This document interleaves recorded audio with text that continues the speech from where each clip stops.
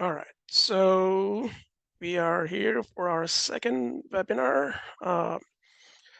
So the focus today will be on three of the technicals that I use on a regular basis for my trades. And then I will integrate the trade that we made today and uh, explain, or I guess provide a rationale as far as why I made that trade.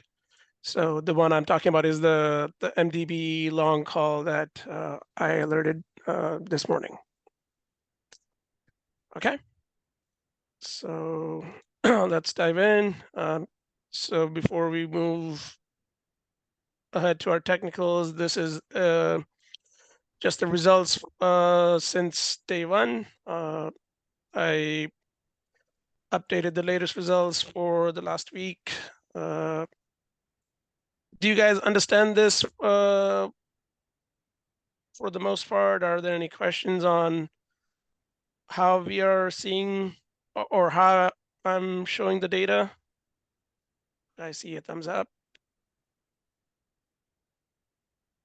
Okay. So if no questions, so let me go here. Yeah. So we'll so the three technicals that I use on a regular basis are the Bollinger Bands, RSI, and the MACD. There are, I mean, as some of you might know, if you've used technicals before, there are like more than 50 or 100 different technicals and your own strategies and your own scripts that you can create with different tools like TradingView and Thinkorswim. Uh, if if you use like 20, 25, 30 different technicals, then you're going to get very different answers in a lot of those different technicals. So I tend to use a few. These are the three that we're going to talk about today, and then future sessions we'll talk about a couple of others that that I also integrate with my trades. Um, all right, so I'm going to go back and forth between this presentation, and then I also have like a TradingView chart open. So we'll talk about this specific trade and what I looked for in that trade and why I made that trade today. Got it? All right. So at a basic level, Bollinger Bands, it's comprised of three lines. Um, it's you can't really see this very well on here, but we'll go to the trading view in a minute. So essentially, it's a simple moving average, which is this middle blue line, and that's a 20-day simple moving average that's being plotted. And then at a standard deviation of plus and minus 2, there is an upper band and a lower band. The upper band is in red. The lower band is here in green. Okay, so how do we use that? Okay, so anytime, like, so right now, before I go any further, the two most two most frequent time frames that I analyze the data are the 4-hour time and the 1 day, the daily time frame. And then I quickly take a peek at like the intraday 15 minutes, 30 minutes, just to kind of see like a short-term picture. But most of the time I want to focus on like the 4-day time frame, which provides us with enough data from the last 6 months, and then the daily time frame, which goes the default I think is like it'll give you like the last 1 year, and then obviously you can scroll back and forth, but the default view is 1 year. So the daily and 4-hour is what I focus on most of the time. All right. So when these stock prices are approaching or go beyond the upper band, that's when. So this is the momentum indicator. Anything beyond this upper band or close to it, it's considered to be like in the overvalued, overbought territory. So um, that's when, like, if you're selling a covered call, that's when you want to ideally sell a covered call. If you're selling a cash ticket put, you want to be careful selling a cash ticket put unless you're picking like a very safe delta, delta 10, delta 12, and even then, if it's overvalued, sometimes depending on the time, even those deltas might get breached. Um, and then the opposite, like when the stock is beyond the lower band or at the lower band. Actually, let me delete these for the time being so we can focus on this. Let me, yeah, any question?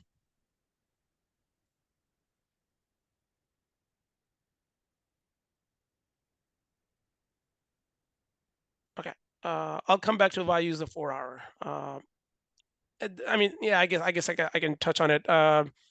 It's just something that I learned from one of my mentors uh, a few years ago, that getting like a somewhat intermediate picture between like a short term, which is intraday, 15-minute, 30-minute window, uh, and then the daily, uh, the 1 day, which shows some data from the last 1 year, which might not be entirely useful. 4 day is something in between. So over the last couple of years, that's worked well for me. So it's just something that I was stuck with. No other reason than that's just something one of my mentors used. It's worked well for me, so I'm kind of stuck with it. Okay. Uh, all right. So as we're touching on the lower band, uh, anytime like you see like in the 4 hour or the daily time frame, a stock beyond the lower band, uh, that's when you can either buy calls or get aggressive on your cash good puts if you want to buy some shares. Um, and that's one of the things that I saw today, and it's been there for a while, where I wanted to wait after the earnings. The MDB earnings came out last week or about 8 days ago or so, and it dropped. I didn't want to put a trade like right around there. I wanted to see a few days of stability before I make that trade. So I waited a few days after, so you can see this gap, a huge gap after earnings on May 31st. So I wanted to kind of wait a few days before I make a choice of either selling a put or buying a call. So that's this is one of the indicators that I used to make that trade. Now, Bollinger Bands, there is a couple of different ways that traders can use these bands. One way is also for like trend analysis. Uh, so the direction of the middle band will indicate the trend's strength. So when the middle band is heading upward, it's obviously suggesting an uptrend, and vice versa. When it's trending downward, it's showing a downward trend. Uh, One other thing that we can get out of this is the width of these bands reflects the market's volatility. So narrower the bends, less volatility, which means, I mean, not all the time, but it's a pretty good indication that there might be a significant price movement that could be coming. And then conversely, a wide band here indicates there's more volatility. So that's just something additional that you can use on top of the upper band and the lower band. Upper band in the overbought region, lower band in the oversold region. So we can make our trades according to that. And you can kind of see in the 4-hour window, it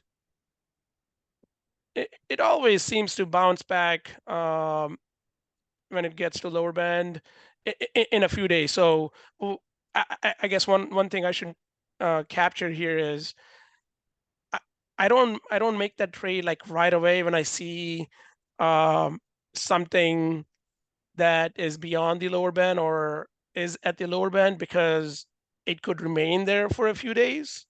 So you don't want to be too early on that. So the way I do it is I'll wait as soon as I see the confirmation about the lower band being breached. I'll look at the other two technicals as well that we'll talk about in a minute, and then I'll still wait a few days before I make a choice of putting the trade in. So as you can see here, between February 2nd and February 9th, it remained at the upper band for a week. So if you put a weekly trade, that's not going to work out. And this is another reason, like when I like on the short calls and short puts, I'm okay doing weekly time frame, weekly expirations. But on the long call, I always want the additional time, just because, like here, if you like buy, like in this case, buy a put for like a week or 2 weeks time frame, your trade is pretty much done like somewhere on day 3 or day 4, because we are running up against time. As opposed to like if you had like a 8-week or 9-week trade, yes, you are wrong as far as the price action goes in the first week, but you still have a lot of time remaining. Question?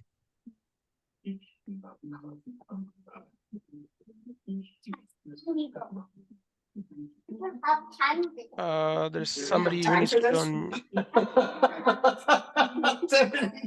Yes, literally. That is exactly what he just said.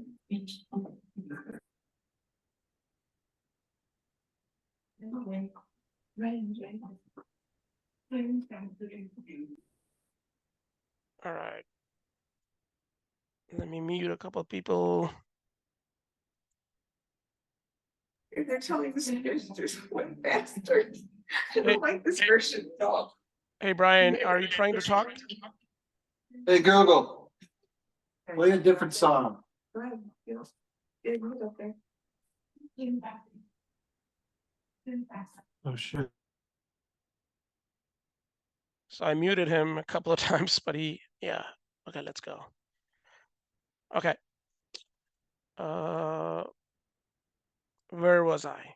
Okay, yeah. So on the long call, I always prefer buying myself additional time. So in today's trade, like I didn't make the trade for like 2 weeks or 3 weeks. I bought myself almost like 3 months. So actually more than 3 months. Doesn't mean that we're going to hold that trade that long. If it works out, we could close it in a couple of days. But if I'm wrong about the price in the first week or a couple of weeks, I'm not running up against theta, right? I'm not running up against time. So similar to our Amazon trade from a couple of weeks ago, where after we put the trade in, the price actually went down, but our expiration was in July, and we could afford to be a little more like patient without kicking in our stop loss, right?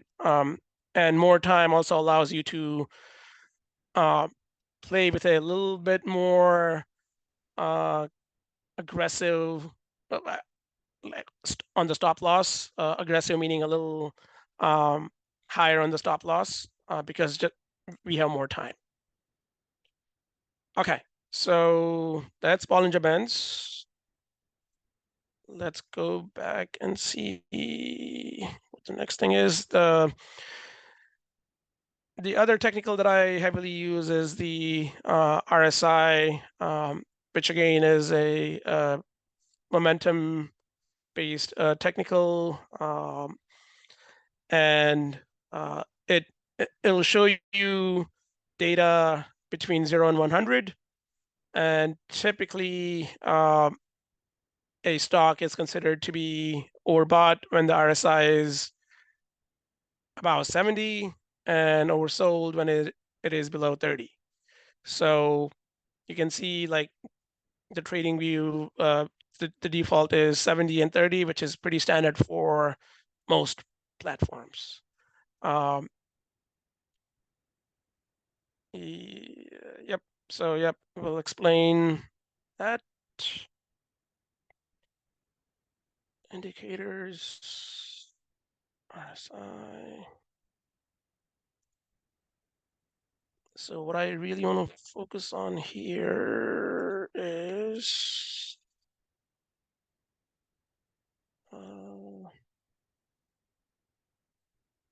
where did this go? Okay. I actually want to remove this RSI based. I want to focus on the purple line. Okay. So this is like a 14, the time period that's being used is like a 14-day time period, which is the default. Most platforms use that. TradingView is the same. I don't change that default. And then, like I mentioned, anything above 70 is considered to be overbought. Anything under 30 is oversold. Doesn't mean that it cannot remain there for some time, like it did here between March 8th and March 19th. It remained there for more than, I guess, about 2 weeks. And so yeah, I typically don't put the trade as soon as it crosses 30. And if I do, I'm going to buy additional time, which is something I always like to do. Typically, I want to wait a few days after it crosses 30. I'll look at the Bollinger Bands where it is, and make a choice of either buying a long call or selling a cash good put at a price that I'm comfortable with. Typically, for a long call, I'm doing it at the money or in the money, which is what we did today for our MDB trade. And this is one of the reasons for why I did it. RSI, as you would expect after the earnings, the price dropped heavily. It kind of stabilized here. It didn't keep dropping. This was my indicator to put a long call for MDB. Now, obviously, my rule number one is when I buy a long call, it has to be on a stock that I like. And MDB is at a price point where I wouldn't mind buying shares at this price. But when you're buying a long call, I always want to buy it on a stock that I don't mind owning, right? Because if I'm wrong about it, and if for the next couple of weeks or 3 weeks the price just keeps going down, at least it's on a stock, like if it's a cash you could put, at least it's on a stock that I don't mind owning. So that's always the number one rule, that do these strategies on stocks that you like. Um, if if you have a differing opinion as far as like, hey, MDB is something that you don't want to touch, uh, skip the trade. No harm in allowing to just go by, right? I mean, we all have lot of differing opinions. So RSI below 30, and actually well below 30, and RSI being stable for more than a week now was my second indicator of buying this long call. And again, uh, it it would be cheaper if I buy a call that is expiring this week or next week, but that's just the risk that I typically don't take, because a week is not enough. Sometimes it might linger here for another week. The price might not go higher, like the indicator tells us that it should, but if it lingers here for another couple of weeks and our expiration is a week or 2 weeks, then our trade is done, right? It's pretty much, I mean, if you do that, one thing I'll always say is have very tight stop losses, much tighter than like on a 3-month trade.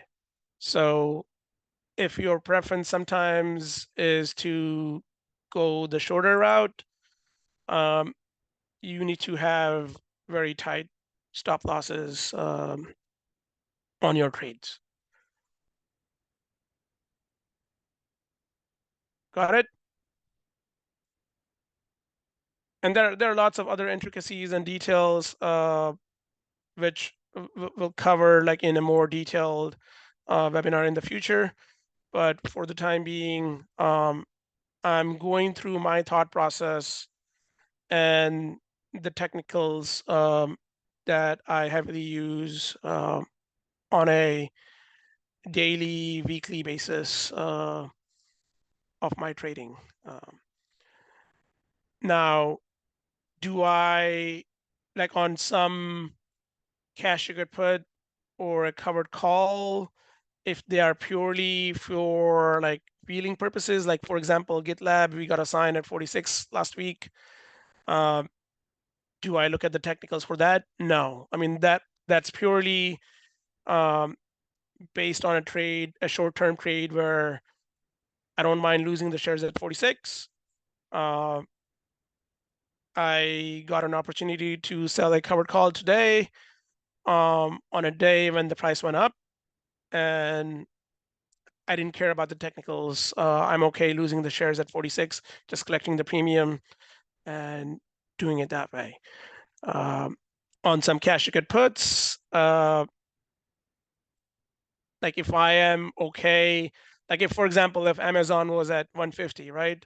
Uh, I'm not going to care about any of the technicals because I want to buy the shares.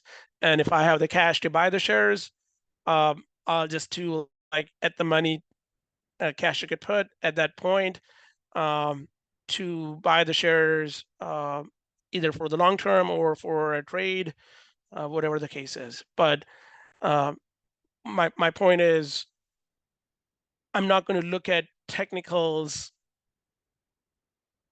for every single trade that I make um, within reason. Uh, Fundamentals obviously play a huge role as well. Um, the stock has to be good enough for me to buy, right? Or like even for a short-term trade, um, I need to at least like the stock enough to hold it for a few weeks or a few months if it comes to that. Okay. Any questions on this so far?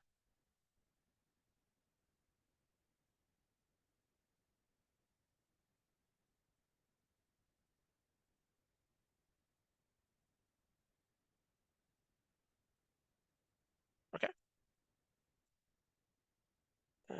going back to the PowerPoint.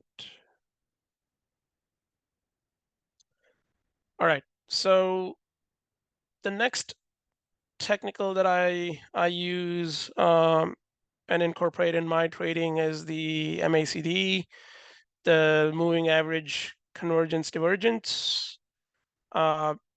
So the MACD line, that's the blue line here, is essentially the slow period. So it's calculated by using two different time periods.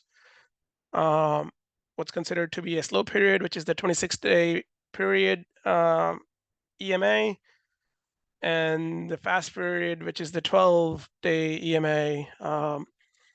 And the difference of that is what the blue line is, which is the MACD line.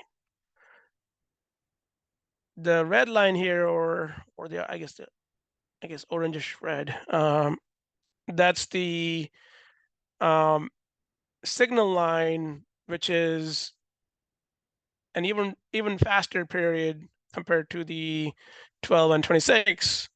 It's the 9-day EMA, and what we are looking for is a comparison between the blue line and the signal line, and looking for areas where the blue line is crossing above or below this signal line.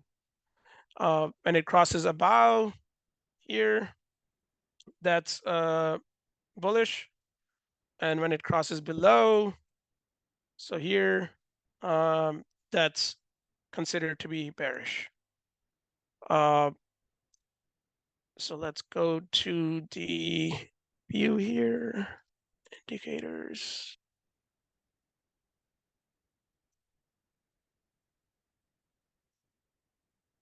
I'll remove this.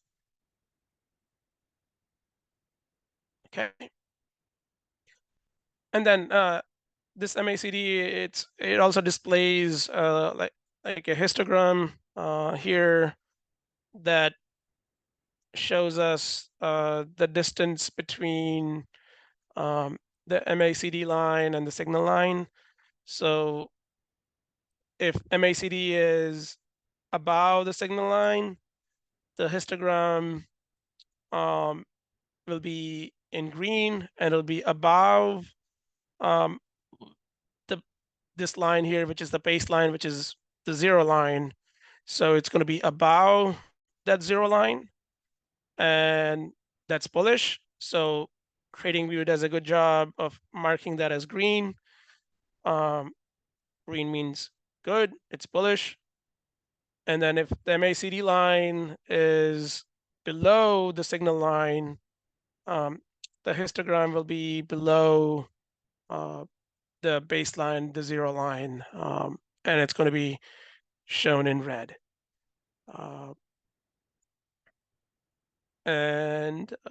So yeah, this allows us to identify like bullish or bearish momentum, and it allows us to identify when that momentum is high, and it allows us to like identify like overbought and oversold signals.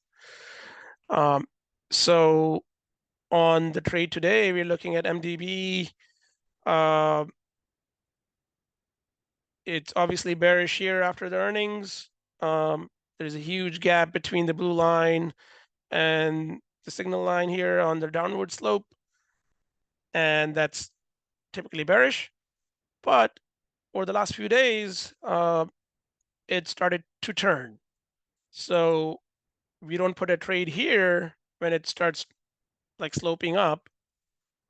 We wait a few more days to kind of get a confirmation that it really is trending up, and in this case, it actually even crossed the signal line, and then in conjunction with the other true indicators, I was pretty confident of like a bullish play on MDB to buy this long call. But again, going back to the way I trade, even though I might be confident that the stock is going to be moving higher over the next couple of days, and if I'm really, really confident, I could play like a weekly or a 2-week trade, and I don't have to pay that much for the as far as the premium goes. But that's just not the way I trade. I want to buy myself enough time to let my thesis play out, and I keep repeating this just because if I'm wrong in the first couple of days or a couple of weeks, the trade is still a long ways away from being done. Theta really hasn't kicked in the first like week or so on a 3-month trade. And that just allows me to be a little more patient. I guess that is about it. And the trade today, let me, and then I also, like, other than these three, I also looked at the, let me quickly show that.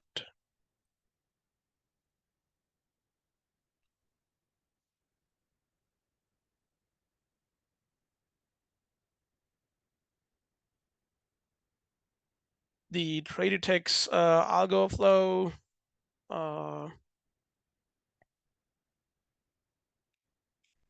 So I made those queries earlier. And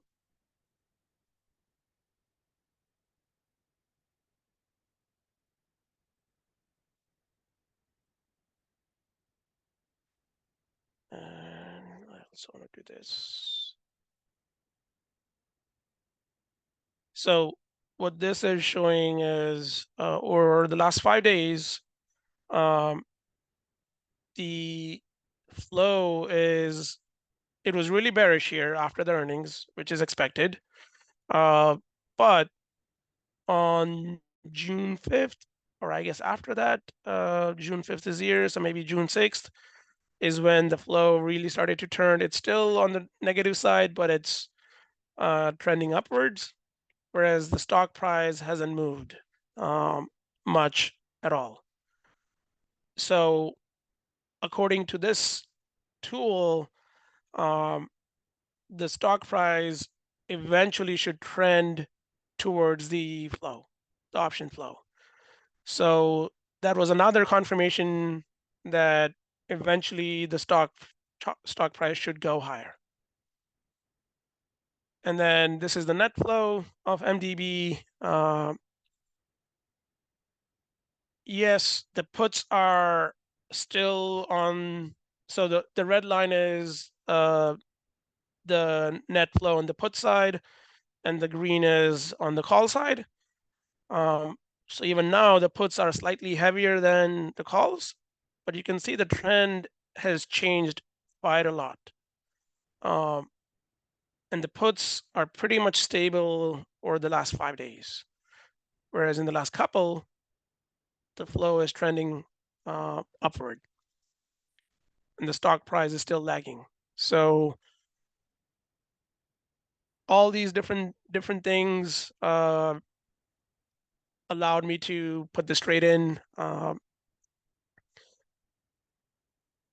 hoping for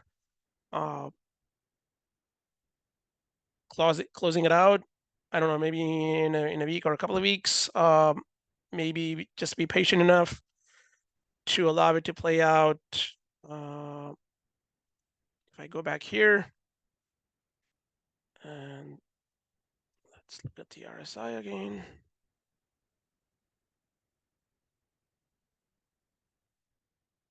Allow it to play out at least until it gets back to neutral. Hopefully that's soon. will I have the patience to be able to wait until then? I guess we'll see. Um, that's another thing. Like when you buy a call, as opposed to like sell a call, like you kind of always have to make a battle with yourself as far as when to close it, right? When you sell a call, you kind of know that hey, you can be wrong in the price direction, but still come out with a profit, as long as you picked a uh, conservative enough strike price. It's not going to breach your um, strike. Whereas here, when do I take the profit? That's a preference thing, but it's also a lot of it is also a guessing game. But another reason a 3-month time frame allows us to have that extra bit of patience, um, to take that extra bit of profit. Um, that's what I like. I see Ben has a question. Hey, Matt, quick Go ahead. question. What Yeah. made you decide to go with a long call instead of a short cash secured put? Collateral, because for a put, I would need like what 20. Like if I let's say pick a strike price of 200, right? So there are two things. A short call, a short put, I would never go like that far out on a $20,000 commitment, right? So that's one thing. And also, so the collateral needed for this trade is like what? How much did we spend? Like 2,800, 2,900, as opposed to needing 20,000 for a 200 strike. Maybe a bull put spread is more where I was thinking. Okay. Yeah, that works as well. And that's the reason we put in that other trade, if you saw that. Got it. Thank you. I just didn't know it when you're picking strategies for different situations, if because this had a gap down characteristic or something characteristic about it that made you choose a long call versus a bull put spread. So this is where I also want to marry up like some of my fundamentals about the stock, where this bull put spread has a profit potential. So one thing that I typically don't like to do on spreads is go heavy on the contracts. Like I can do 2 or 3, and I've done it. Like I've done 10 contracts and 20 contracts on occasions, and I won those and I lost those, right? So, but this is something that I don't like to do heavy on the contracts. So if I think about it, if I just do one contract here, which is what I did, uh, that's a credit of 120. I don't like to go heavy just because if it goes against me, now I'm in this rollover situation that could go on for a few weeks, few months. But because I don't like, if I do like 5 contracts, there is no way I'm going to be able to buy 500 shares of MDB if I go that route. I would just need to either take the loss or keep rolling over, as opposed to like a stock that I like for the long term, which had decent earnings, but it got heavily sold. It has good potential to move up quickly, where instead of a $120 credit, potentially we can get a $500 credit or even a $1,000 credit, in not that long time frame. So all of these things, like, I mean, that's a good question. I mean, how do I determine these strategies? I mean, some of it is based on my fundamentals of the stock and how heavily the stock is moved down, and what is the price of that stock. So that also plays a role there. Did that kind of answer your question? It did. Yeah, I heard you Yeah. talk about the your anticipated elasticity or elastic response, which Yeah. that resonated with me. So thank you. Yeah. All right.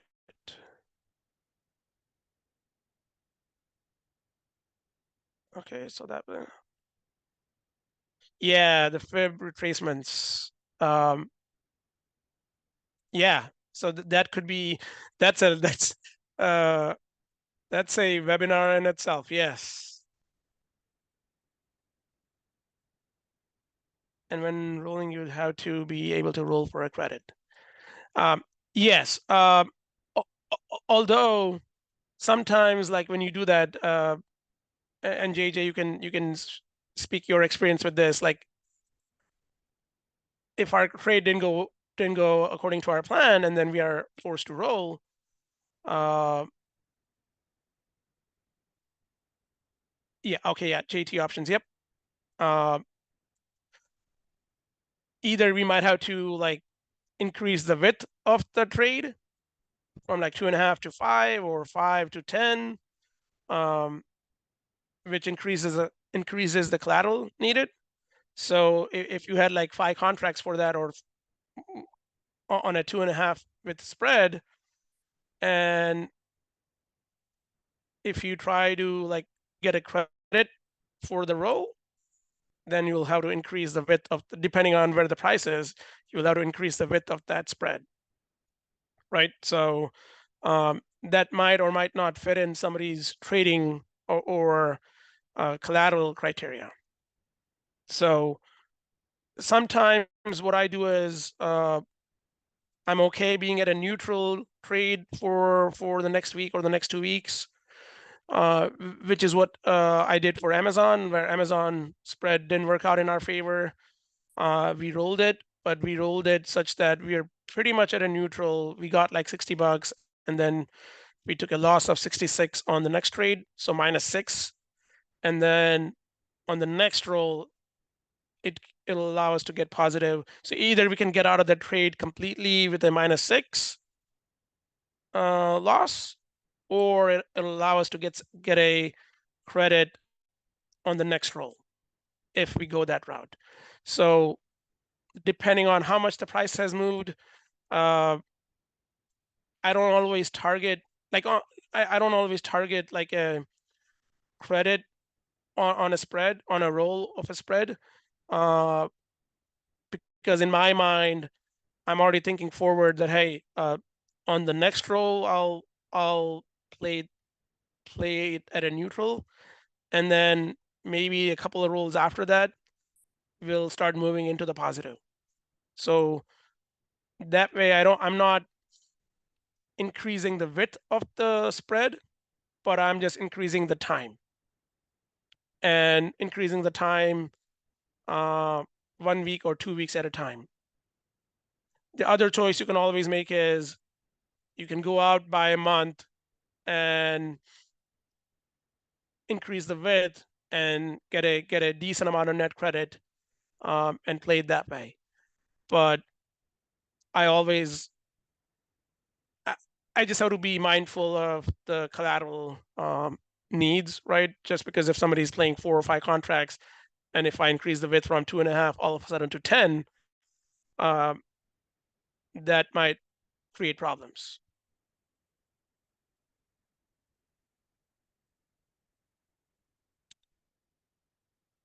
Okay. I think we are at time. And then obviously we'll start focusing on a lot of different topics on future webinars. And then what I also want to start focusing on is we can talk about individual trades, why we made them, how we are going to handle them if it's still existing, those kind of things, providing just learning opportunities for people to learn. Yep. So it would be good to do fibs in the future. Definitely, yes. Probably over the next couple of months.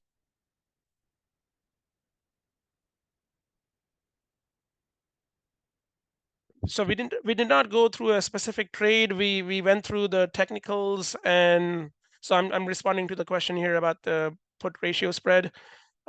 So we were talking about the MDB trade, and then just at the end we touched a little bit about the strategy of why doing a long call as opposed to like a spread. In this case, I ended up doing both, but if I were to do only one, I would have gone just with the long call.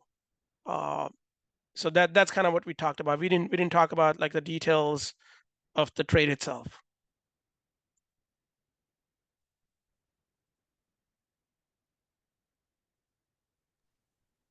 Okay.